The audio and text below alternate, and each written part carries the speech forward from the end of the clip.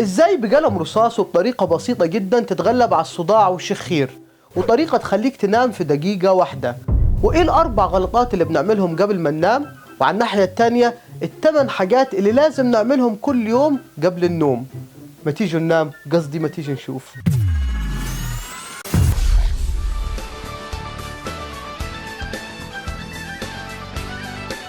السلام عليكم مشاهدينا الكرام، ودي الحلقة الخامسة والأخيرة من سلسلة حاجات بنعملها غلط، وهنكمل مع الحاجات اللي المفروض ما نعملهاش قبل النوم، وعلى الناحية التانية ايه الحاجات اللي لازم نعملها قبل ما ننام.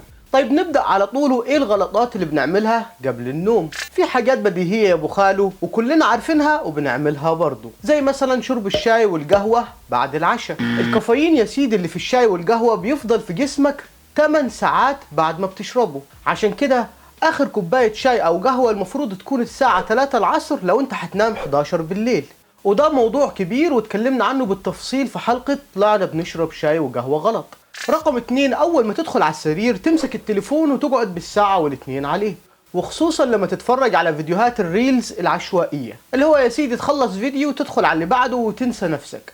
هو بس اول فيديو تلقاهم جروا رجلك لحد نص الليل، على رأي المثل الانجليزي اللي بيقول ايه a great day start the night before. يعني يا ابو خالو لو عاوز بكره كويس لازم يبدأ من الليلة اللي قبله. وكمان القعدة بالساعات قدام الأشعة الزرقاء اللي بتطلع من الموبايل ممكن لا قدر الله تسبب لك أمراض، زي مثلا أمراض القلب والسكر والسمنة، وكمان بتأثر على نومك. الأشعة الزرقاء يا سيدي مفيدة أثناء النهار لأنها بتحفز الانتباه عندك وبتحسن المود. يعني عندك مثلا يا سيدي دراسة في جامعة هارفارد على 10 أشخاص غيروا عندهم الساعة البيولوجية والنوم السيركاديان ريزم بالتدريج، حاجة بسيطة، وبالرغم ان التغير ده كان بسيط الا انه اثر على مستوى السكر في الدم اللي ارتفع، وبقيوا على مشارف مرض السكر بري دايابيتك. انت متخيل؟ هم ما غيروش اكل ولا اسلوب حياة، بس تغيير بسيط في النوم بقيوا معرضين لمرض السكر. وكمان لقيوا ان هرمون الشبع الليبتين قل، وده اللي بيحسسك بالشبع بعد الاكل.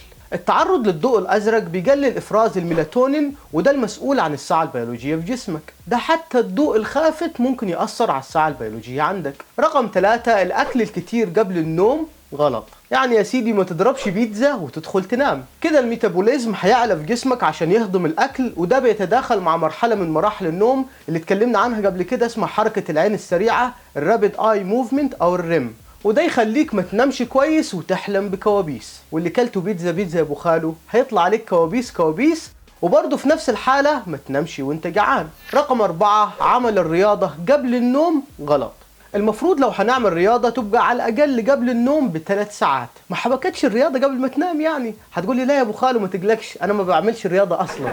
طيب تعالوا نيجي للحاجات اللي لازم نعملها قبل ما ننام. رقم 1، لو انت بتشخر أو جنبك حد بيشخر أو عندك صداع ومش عارف تنام، أقول لك ممكن بحل سحري وبقلم رصاص تتغلب على المشكلة دي. إزاي بقى؟ بتحط القلم الرصاص ما بين أسنانك زي كده، واوعى تعض عليه، وسيبه من 5 ل 10 دقايق والصداع هيروح. هتقول انت بتهزر يا ابو خالو، اذا كان المتحدث مجنون فالمستمع عاقل، كيف الكلام ده يا ابوي؟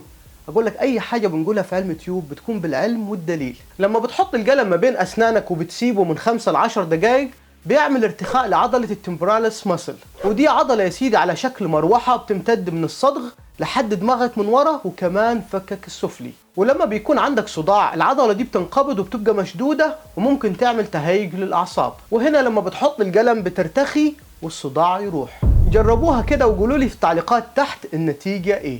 رقم 2، هوي الأوضة قبل ما تنام أو نام في البرد. هتقول لي ايه الكلام ده يا ابو خالو؟ أنا أعرف إن الواحد يهوي الأوضة لما يصحى الصبح. أقول لك يا سيدي جسم الإنسان فيه نوعين من الدهون، دهون بيضة ودهون بني. الدهون البني دي البراون فات بتديك طاقة وتخليك تحرق كالوري وتخس، والدهون البني دي بتتفاعل لما بتحس بالبرد. يعني يا سلام كده لو أخدت دش مية بارد قبل ما تدخل تنام. هتقول لي لا يا عم صعبة دي، أنا أفتح الشباك أحسن. رقم 3، لو جعان وعاوز تاكل حاجة خفيفة قبل ما تنام، كل جبنة قريش الكوتج تشيز، لان فيها تريبتوفان وده حمض اميني بيساعد على النوم الكويس. ده غير كمان ان الكربوهيدرات فيها قليله والبروتين كتير، عشان كده لاعبين كمال الاجسام بياكلوها قبل النوم. هتقولي لا يا عم انا هضرب كميه خضار وسلطه كبيره قبل ما انام. اقول لك بلاش لانها ممكن تعمل لك انتفاخ. رقم 4، لو جاي لك ارق ودماغك مش مبطله تفكير، اعمل التنفس المريح الريلاكسنج بريث. بتاخد نفس على صدرك، لا مش كده، مقصودش دي، اقصد طريقة 4 7 8. بتاخد النفس في 4 ثواني وتمسكه لمدة 7 ثواني وبعد كده زفير 8 ثواني. ده يا سيدي بيقلل التوتر ويخليك تنام أسرع وأحسن. وفي ناس بتقول إن طريقة 4 7 8 دي بتخليك تنام في دقيقة واحدة. هتقول لي وأنا قاعد على السرير عشان أقعد أعد في الثواني؟ أقول لك لا، في أبس بتعمل كده. وممكن كمان تاكل كيوي. أبحاث كتيرة يا سيدي بتقول إن أكل حبيتين كيوي ساعة قبل النوم لمدة شهر بتساعدك تنام أسرع وأحسن. ليه بقى؟ لأن فيها فيتامين A و C، ودول بينظموا الوصلات العصبية في المخ والمسؤولة عن إنتاج السيروتونين والنوم في المخ. واوعى تبدل الكيوي بالليمون، هيحصل العكس، إلا طبعا لو كانت كوباية مية بعسل بليمون. رقم 5، المشي قبل النوم بيساعد في الأرق، وده حسب كلام الناشونال سليب فاونديشن ريسيرش. رقم 6، فكر واعمل خطة بكرة من بالليل. المشكلة ان احنا بنعمل خطة اليوم الصبح واحنا مستعجلين. خد يا سيدي خطوة زيادة قبل اي حد. فاكرين اللقاء اللي كان مع ابو صلاح؟ قالوا له بتعمل ايه الصبح؟ قال بقعد كده واغمض عيني واشوف واتوقع المباراة في دماغي. خليك بقى انت احسن من ابو صلاح واعمل الخطة بتاعتك من بالليل. على تليفونك يا سيدي افتح النوت واكتب الحاجات اللي هتعملها بكرة. رقم 7، تسريح الشعر قبل النوم بيخلصك من الخلايا الميتة والغبار ودهون الجلد، وده طبعا بيساعد في وصول الغذاء والاكسجين لجذور الشعر.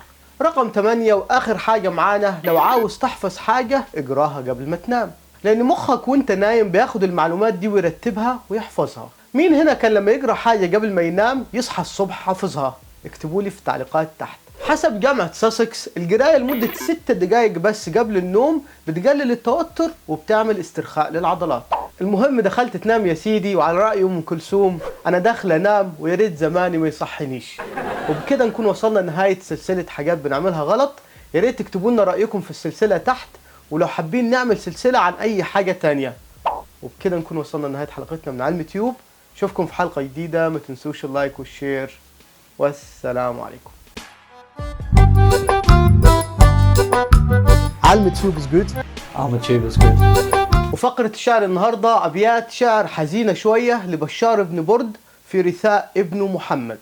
تعال نسمع بيقول ايه. أجارتنا لا تجزعي وأنيبي، أتاني من الموت المطل نصيبي. أجارتنا لا تجزعي وأنيبي، أتاني من الموت المطل نصيبي.